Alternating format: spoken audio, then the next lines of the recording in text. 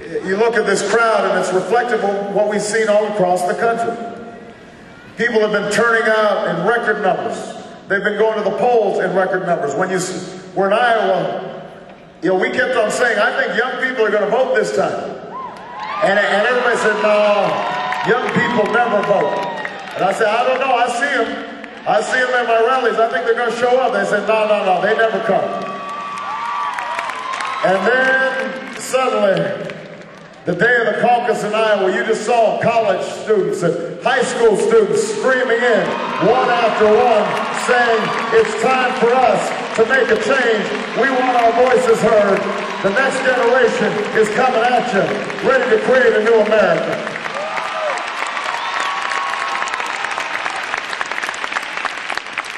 And then we kept on saying, I think independents, they're going to turn out a lot. Yeah, they may say they're independent, but they're definitely looking at the Democrats this time. And everybody said, yeah, we know. We don't think they're going to turn out that big. And they came out in droves. And then I started noticing Republicans coming to our rallies. I know this because they would whisper to me as I'm shaking hands afterwards. They say, Barack, I'm a Republican.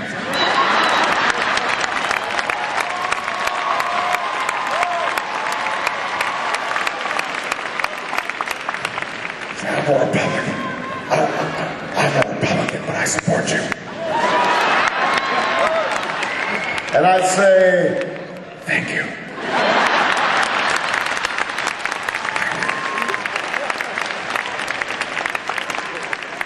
Why are we whispering? So I kept on explaining this to the press. I think we're going to get some Republican votes. And people would say, no, that's not going to happen. Republicans not going to vote for some Democrat from Illinois named Barack Obama. Then on election day, folks, they weren't whispering anymore. They'd come up and shout out, hey, Barack, I'm a Republican. And I've come here and I changed my registration because I think we need a new way of doing business in America.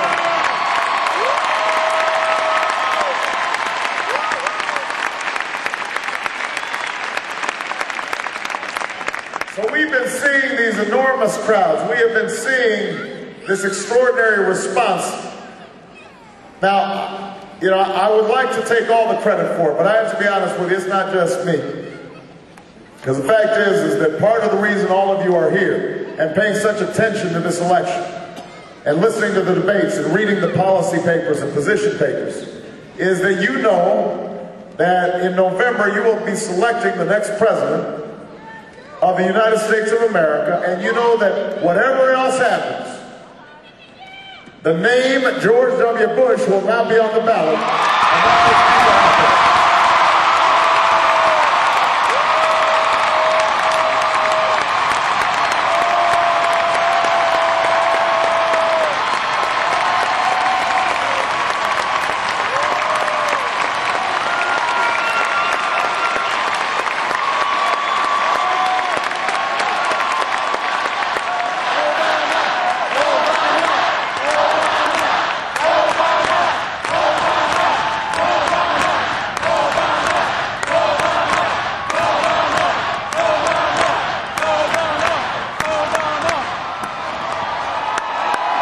The name Bush won't be on the ballot.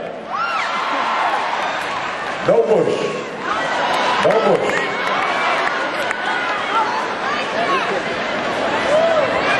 No Bush. The name of my cousin, Dick Cheney, will now be on the ballot.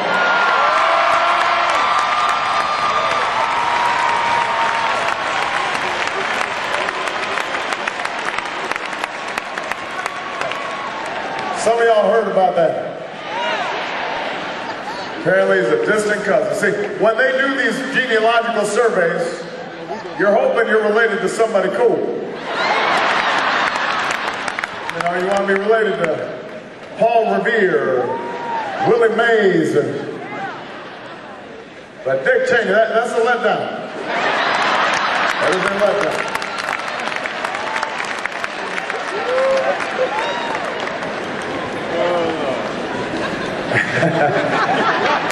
But, you know, his name will not be on the ballot. So the era of Scooter Libby justice and Brownie incompetence and Karl Rove politics will finally be over next year. It will be over. But Alabama, that is not the only reason that you are here today.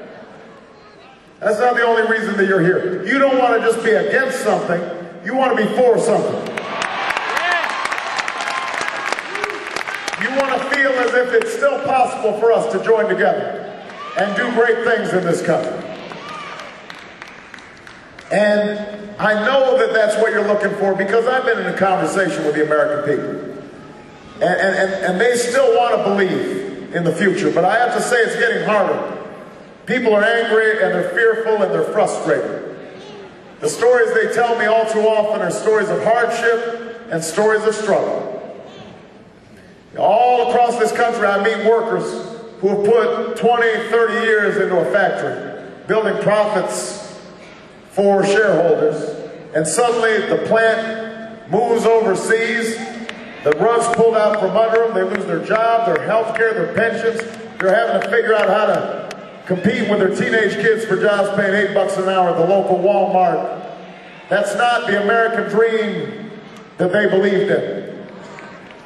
All across this country, I mean teachers who are having to moonlight, working second jobs because they can't make ends meet on the salaries they're getting paid.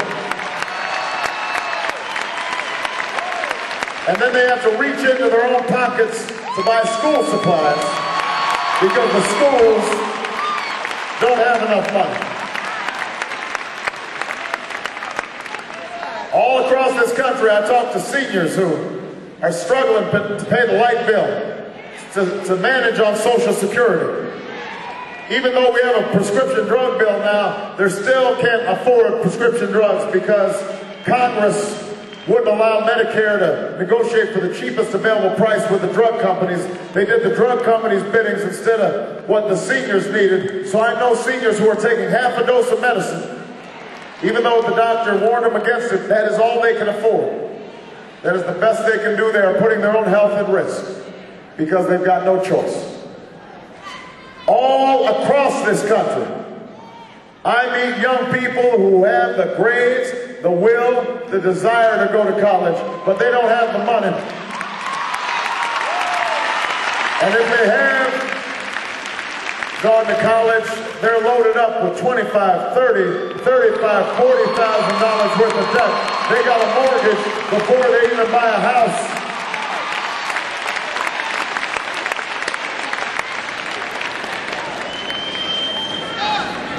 All across this country, I meet veterans of Iraq and Afghanistan who are proud of the service they have rendered to our country. And rightfully so, they have done everything that's been asked of them. They have performed brilliantly over the last 5 years. But, you know, those same veterans, they wonder about the young men and women that are still back there. They wonder about the wisdom of a mission that has cost us so dearly in blood and in treasure. And sometimes I meet veterans, not just of Iraq and Afghanistan, but Vietnam, homeless veterans, disabled veterans, who wonder how it is that this country could have forgotten their service so quickly.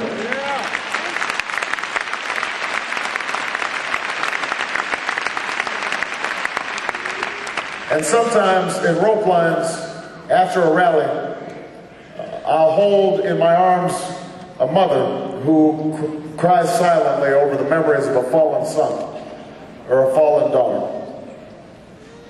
All across this country, I meet children who are hungry, children who aren't properly cared for, children who are going to dilapidated schools. There was a school in South Carolina, and I know there's schools like this in Alabama.